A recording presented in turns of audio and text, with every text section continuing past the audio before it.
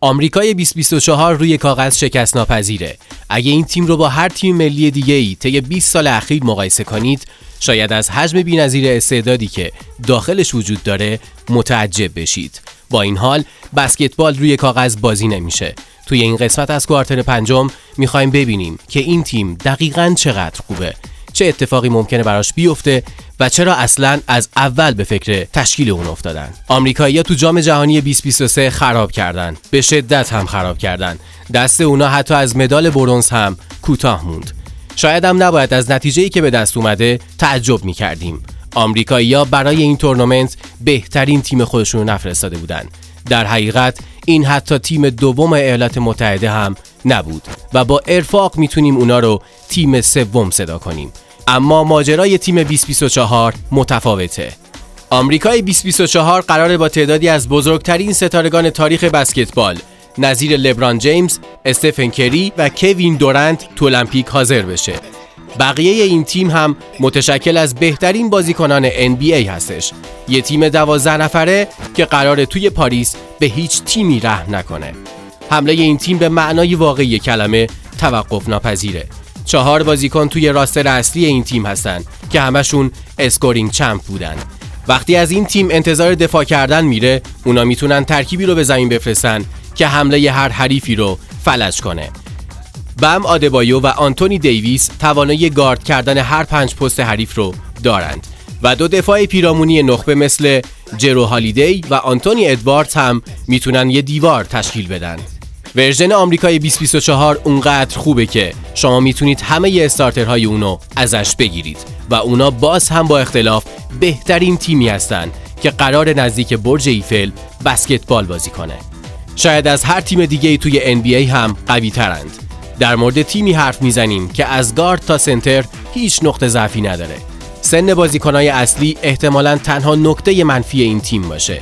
لبران، کری و دورنت روی هم 110 سال سن دارن و این میتونه توی ورزشی که آمادگی بدنی و جوونی حرف اول رو میزنه یه نقطه ضعف تلقی بشه. میانگین سنی اونا از شاکله اصلی تیم‌های 1992 و 2008 پیرتره. البته بی‌انصافیه بگیم هیچ کدوم از این 3 بازیکن حتی ذره‌ای شبیه بازیکن‌های تموم شده به نظر میرسن، چون آمار به نفع اونا حرف میزنه. با این حال اگه همیشه احتمال رقم خوردن یه شگفتی وجود نداشت، ورزش به پدیده کسل کننده‌ای تبدیل میشد.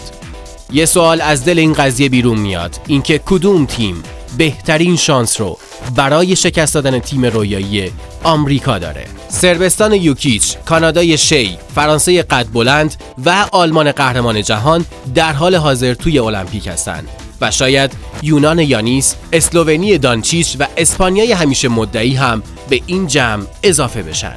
اولین بازی آمریکا مقابل سرب هاست و اونا بدون شک برای پیروزی باید برنامه خوبی برای متوقف کردن برنده 3 جایزه MVP داشته باشن. یوکیچ تحت هیچ شرایطی دست کم گرفتنی نیست. کانادا شاید اندازه آمریکا بازیکن بزرگ نداشته باشه، اما بازیکنای زیادی داره که توانایی خودشونو توی NBA اثبات کردن. شی اخیراً تو کورس MVP دوم شد و جمال موری با لقب لیکرز کوش پا به این مسابقات میذاره. به همه اینا 2 مدافع فوق‌العاده مثل بروکس و دورت رو هم اضافه کنید. شاید آمریکا داخل یه سری 7 مسابقه‌ای از همه این تیم‌ها شانس خیلی بیشتری برای برد داشته باشه، اما توی المپیک تنها 1 بازی برگزار میشه. قبل از اینکه بخواید فرانسه رو دست کم بگیرید، یادتون باشه تو المپیک خبری از قانون 3 ثانیه نیست و اونا 2 هیولای دفاعی تو تیمشون دارن، رودی گوبر و ویکتور ومبنیاما.